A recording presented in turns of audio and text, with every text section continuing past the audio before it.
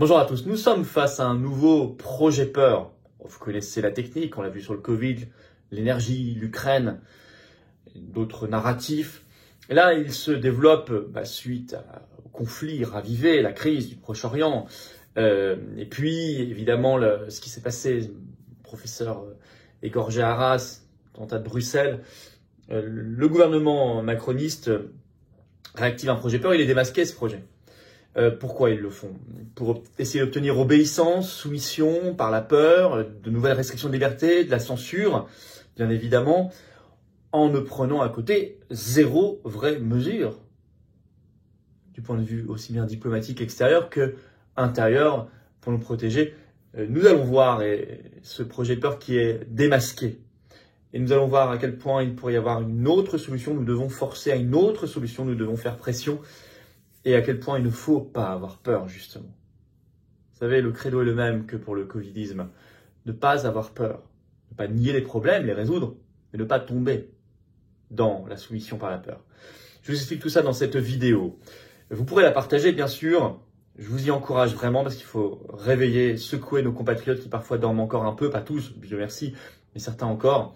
Partagez-leur la vidéo. Abonnez-vous à cette chaîne YouTube. Un petit clic en dessous sur s'abonner. C'est cliquer, c'est gratuit, c'est instantané. Ça aide énormément à la diffusion justement de ces vidéos, à un meilleur référencement si vous êtes abonné plutôt que pas abonné. Vérifiez également, s'il vous plaît, je vous le redis parce qu'il y en a eu énormément, on me le signale tous les jours, que YouTube ne vous a pas désabonné, réabonnez-vous le cas échéant.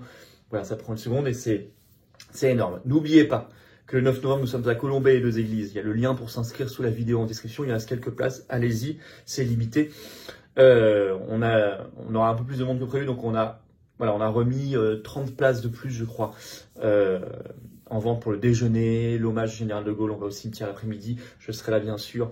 Donc le lien pour s'inscrire à Colombey et 2 églises, c'est sous la vidéo en description. Et nous commençons. Alors, Israël, Palestine, attentat, leur projet peur est clairement démasqué. Les macronistes sont particulièrement sournois et pervers sur ces projets peur, bien évidemment. Quel est le but? Une ambiance de restriction de liberté, des restrictions de liberté, de la censure, contre la liberté d'expression, de la liberté de débat. Alors, voyons d'abord cette ambiance de peur et de restriction de liberté, voyons ensuite la censure et les deux voies possibles qui s'offrent à nous.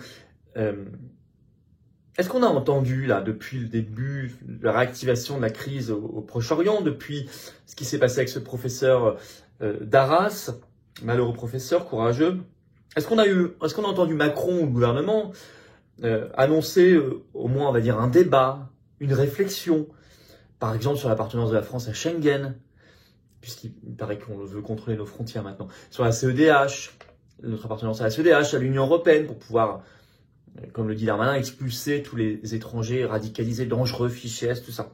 Est-ce qu'on a au moins entendu de leur part un début de réflexion et de débat? Pas du tout. Sur une nouvelle diplomatie française qui pourrait chercher la voie de l'apaisement, de la désescalade, de la paix. Non plus. Non. Par contre, on a eu le droit à beaucoup d'annonces de peur. 15 octobre, dépêche Reuters. Le titre: Darmanin évoque une atmosphère de djihadisme évidente. C'est une déclaration qu'il a faite en conférence de presse le 14 octobre. Alors, vous savez, quand vous êtes ministre de l'Intérieur et vous dites on est dans une atmosphère de djihadisme, il n'y a pas plus anxiogène que ce genre d'expression. Pourquoi? Parce que c'est flou, une atmosphère. Il n'y a pas d'ennemis clairement désignés, de menaces précises dont on pourrait donc se saisir ou se protéger. C'est vaporeux, c'est indétectable, c'est partout et tout le temps en même temps. Cette expression, Darmanin ne l'a pas choisie au hasard. Quand vous parlez d'une atmosphère de djihadisme, chacun peut se sentir concerné à tout moment, tout le temps. Mais en même temps, ça n'est pas du tout opérationnel. C'est pas du tout ce qu'on attend d'un ministre de l'Intérieur qui est censé piloter la police, la gendarmerie, et qui pourrait, ou les douanes, et qui devrait proposer des plans d'action, dire ce qu'on doit concrètement faire. Non, une atmosphère. Vous savez, il y a eu un symbole tout de suite, c'est qu'ils ont déclenché dès le soir de l'égorgement de ce professeur Arras le 13 octobre, l'alerte urgence attentat. Tout de suite. Avec annonce de 7000 soldats supplémentaires dans le cadre de l'opération Sentinelle. Et le Premier ministre Elisabeth Borne a précisé tout de suite, je cite, que c'était le niveau le plus élevé du dispositif Vigipirate qui en compte 3. Avec une nouvelle pression, il était au 20h TF1 ce 13 octobre, de Darmanin, je cite, il n'y a pas de menace caractérisée. Il y a une atmosphère extrêmement négative, notamment du fait de l'appel à des passages à l'acte. Donc là, si vous voulez, on est très proche encore de cette expression d'atmosphère de djihadisme. Là, il dit, on n'a pas de choses très précises, on a une atmosphère extrêmement négative. Et donc, on va passer à l'urgence attentat. Mot urgence dedans. On ne sait pas très bien ce que ça change. Mais c'est anxiogène à souhait. Certains veulent même aller plus loin, y compris dans l'opposition avec des guillemets. Le 13 octobre, le chef des Républicains, Éric Ciotti, réclame, lui, l'état d'urgence. Alors, il faut quand même se rendre compte de ce que ça permet de faire, l'état d'urgence. Une dépêche AFP l'a rappelé. Donc, je vais vous lire. Ce régime, écrit l'AFP, l'agence France-Presse, permet de renforcer les pouvoirs des autorités civiles et de restreindre certaines libertés publiques ou individuelles. Interdiction de manifestations, de cortèges, défilés et rassemblements de personnes sur la voie publique. Ça tombe bien. Interdiction de certaines réunions publiques ou la fermeture de lieux publics et de lieux de culte, réquisition de personnes ou moyens privés, assignation à résidence. 3 petits points.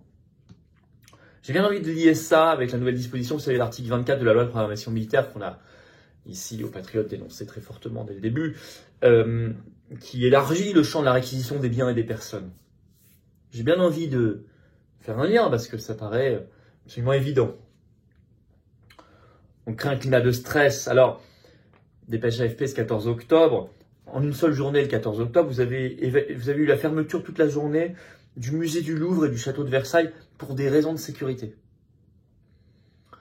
C'est pas, si vous voulez, bon, l'alerte à la bombe, heureusement il n'y en a pas tous les jours, mais elles sont dans 99,999% des cas, Dieu merci, fausses, mais qu'on est à un moment, on soit obligé d'évacuer parce qu'il y a une alerte à la bombe, d'accord, mais là c'est autre chose. Là on ferme toute la journée pour des raisons de sécurité. C'est très anxiogène parce que c'est c'est universellement connu, le Louvre, le château de Versailles. Bon, la même journée, vous avez eu la gare de Lyon aussi, qui a été fermée une bonne partie de la journée. Et puis, le Parisien nous apprend ce 15 octobre, je cite, que le gouvernement envisage l'installation de portiques de sécurité pour sécuriser tous les établissements scolaires de France. Écoles, collèges, lycées, universités. Alors, outre le caractère très compliqué de la mise en place de la mesure, ça me fait penser d'abord que lorsque vous supprimez les frontières nationales, vous remettez les frontières partout à l'intérieur. Vous savez, les gros blocs de béton lors des marchés de Noël, maintenant les portiques de sécurité devant tous les établissements scolaires de France. Puis là aussi, c'est anxiogène à souhait. Et puis à un endroit qui est un sanctuaire, qui est même pour l'enfance, où vous êtes délivré de ces préoccupations stressantes. Non, partout, partout. Sécurité, contrôle, etc. Alors encore une fois, qu'on ne prend pas les vraies mesures de sécurité. On met des portiques de sécurité soi-disant, on dit qu'on va en mettre, mais on ne protège pas les frontières nationales, par exemple.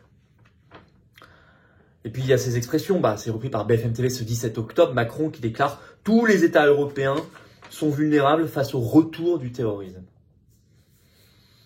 C'est une phrase qui n'a, encore une fois, aucune implication pratique, si ce n'est qu'elle est stressante. On est dans le projet peur. Alors le projet peur, c'est ça. Parce que, vous savez, c'est comme le Covid. Si on vous fait peur, demain, on peut vous vendre des restrictions de liberté. D'ailleurs, ils ont commencé en disant c'est pour ton bien, c'est pour que tu aies moins peur. Mais c'est aussi la censure, le projet peur. Alors là, le Proche-Orient est largement pris comme prétexte. Ce sont tous les appels de l'Union européenne à faire mieux respecter le règlement européen DSA.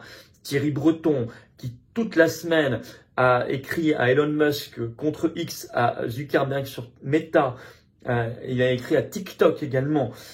Et le 12 octobre, on apprenait que l'Union européenne, je cite, ouvre une enquête contre X, donc Twitter, pour désinformation, dépêche Reuters, suite aux attaques du Hamas en Israël. Donc on voit bien le prétexte, comment il est utilisé, comment ça se surfe, pour faire appliquer un règlement européen qui est prévu bien avant cette histoire, puisqu'il est en application depuis le 25 août dernier.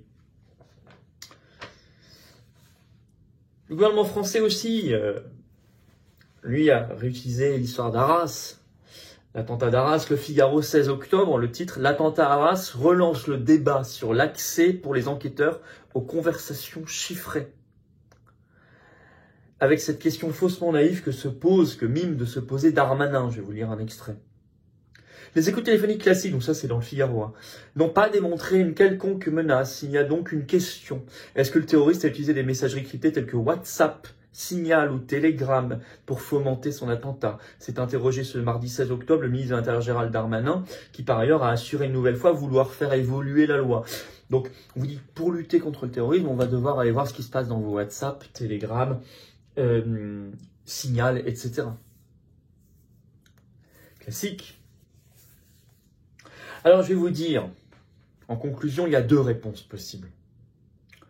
Face aux attaques islamistes d'Arras, de Bruxelles, même sur la crise au Proche-Orient et dans tous ces contextes de crise. 1. Soit vous prenez enfin le problème à bras-le-corps. On retrouve une capacité d'agir par le retour de notre souveraineté diplomatique, migratoire, territoriale, pénale. Donc sortie rapide de la France, de la CEDH, de Schengen, de l'Union européenne et de l'OTAN. Ça, ce serait un vrai gouvernement. Alors là, on est dans l'efficacité, là, on est dans l'action. Reprise en main de notre souveraineté diplomatique, migratoire, territoriale, pénale. Ça, c'est la première voie. Et vous n'avez pas besoin de projet de peur dans cette voie-là. Bien au contraire, vous avez besoin d'une population, un peuple français qui soit mobilisé, qui soit uni, qui a envie d'aller de l'avant. Soit le deuxième voie, vous multipliez les hommages, les bougies, les cérémonies, les minutes de silence, les grands discours, les promesses de fermeté, mais surtout ne rien changer à l'ordre supranational des choses. Multiplier en même temps les mesures liberticides contre tout le monde, censure des réseaux sociaux, portique devant toutes les écoles, entretien de la peur sur les ondes, télé, radio, etc., interdiction des manifestations, des états d'urgence. Macron et sa clique ont évidemment choisi l'option 2 et délaissent complètement l'option 1 dont il ne vous parle même pas. Refuser le piège, c'est obliger à l'option 1. C'est forcer à l'option 1. C'est le choix des patriotes en tout cas. Alors n'ayez pas peur, forcez à l'option 1. Une France libérée.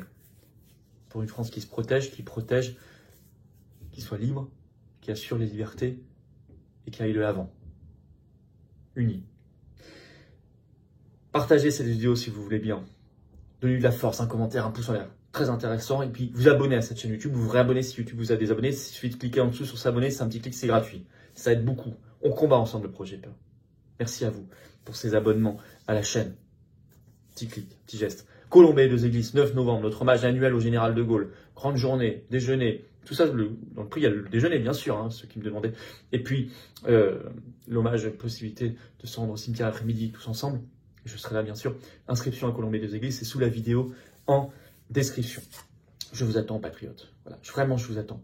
Ça, vous voyez, cette carte orange, c'est l'anti-projet peur. C'est le projet d'avenir. C'est le projet de résistance. C'est le projet de résurrection. C'est le projet de se projeter au-dessus de nous-mêmes pour les générations qui viennent, pour notre pays, pour notre belle humanité, vraiment humaine, notre beau pays, notre belle France. C'est ça les patriotes. Alors c'est complètement anti-oligarchique ce que je vous dis là. Donc on n'a pas de copains, nous on n'a pas les millions du système, on n'a pas de copains oligarques, on n'a pas d'aide. Il faut venir. Vous pouvez adhérer, réadhérer. C'est le premier lien sous la vidéo en description. Adhérer, réadhérer aux patriotes, c'est aussi un lien que j'ai mis en commentaire par une petite fiche maintenant sur l'écran et dans les dernières secondes de la vidéo, le lien apparaît aussi. Vous pouvez faire un don de soutien au mouvement pour nous permettre de faire plus d'actions très concrètes. Parce qu'on n'a pas les millions du système. Faire un don au mouvement, c'est le deuxième lien sous la vidéo en description. Tellement efficace, plus d'affiches, plus de sensibilisation, de réunions publiques, de manifs, d'opérations coup de poing.